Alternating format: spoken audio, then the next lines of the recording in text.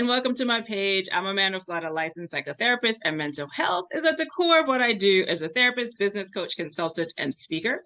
I love using evidence-based skills and the experiences of people like you to help move us from, the space of fear to courageous action in our lives. The next couple of videos on this playlist are a collection of insightful conversations and tips I've had over the years that you guys gave us great feedback on and we figured that we'd share that here. So it's like the best of episodes that you should have in your toolkit. The first one kicks off with why we hold ourselves back. I think that's big for us in our community. It's big for us as people. It's big for us as women. And really navigating internal conversations that stop us from executing our brilliance or creating just like meaningful change in our lives, right? So if that sounds like, ooh, child, I need that, and you can't wait to hear more, make sure to hit subscribe now and let's go. Why do we hold ourselves back and get in our own way? And I honestly think that, we constantly hold ourselves back from doing the things we believe that, could really bring true meaning and purpose into our lives, because it's scary. It's scary to think about what we could actually do and achieve, right? And it kind of kicks up these inner conversations, like we're not good enough, right? It might also sound like, I can't do this, I'm so weak, if only I had ... or this didn't happen to me, or what will people think, right? So I mean, like, the list of self-sabotaging thoughts is so long, right? And it's something I break down in my coaching course, and folks are always like, oh my goodness, and they're surprised at how many things actually apply to them when they look at, all the unhelpful thoughts that are in their lives and regularly in their lives too, right? So the inner critic or self-doubt is good at showing up whenever you want to change your life, right? And that's really what my work is all about. It's about change, right? Hey, Wilma, nice to see you. So, if this is already starting to hit home in terms of how you think and the importance of change and getting a handle on how you think, I want you to share this, right? I don't want you to keep all this lovely stuff for yourself. We've always got to reach out and help somebody else. You never know who might benefit from this. So I'm going to give you a second to hit like on your screen and to share while I sip my tea.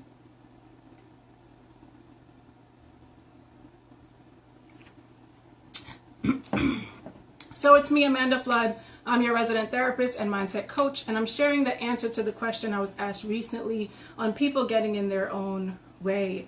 We really kind of learn how to hold ourselves back depending on our experiences in life. Sometimes it's kind of imposed on us, right? Our fears are imposed on us, our limitations are imposed on us, and by other people, right? Most people are not aware that there's that critical voice, because the constant judgments have really always been there. It's kind of become a natural part of their life, right? From since childhood, they may have heard some things that really haven't been helpful to them, and they continue to play that record back in their head, right? So it's almost like your mind is a DVR, and however folks have interacted with you, as much as you try to get away from it, unfortunately some of that gets kind of locked into your mind. And unless you are really aware of, that critical commentary, it's kind of hard to shift gears. So what I want you to start doing, as always, is just to pay attention. Pay attention to your internal narrative and catch yourself when you're being overly critical, and recognize that, just because you have an opinion and a judgment, it doesn't mean that it's always true, right? Thoughts are not facts, right? We've got to question it, we've got to challenge it sometimes, and to really figure out if it makes sense for us. What I really want you to walk away with is knowing that because you've learned these kind of behaviors and these kind of thoughts and this kind of way of thinking about life, you can definitely unlearn it, right? And just like we've talked about before, you can learn to shift gears and dismiss that critic and really learn to trust your own inner voice, right? So I want to really encourage you to, as you kind of do this work, to have some compassion on yourself. Be kind, right? You may not always hit your goals. You may not always, be nice to yourself. You may not always get things right, but, that's okay. Try to respond to yourself with the love and compassion that you wish someone else had responded to you with, right? Think about how you would speak to a friend. If they came at you in a negative way and you heard how they were thinking, what would you say to them? in that moment, I want you to think about what you can say to yourself. And that's a great way to start changing how you speak to yourself, by noticing it and changing it, speaking to yourself as you would a friend.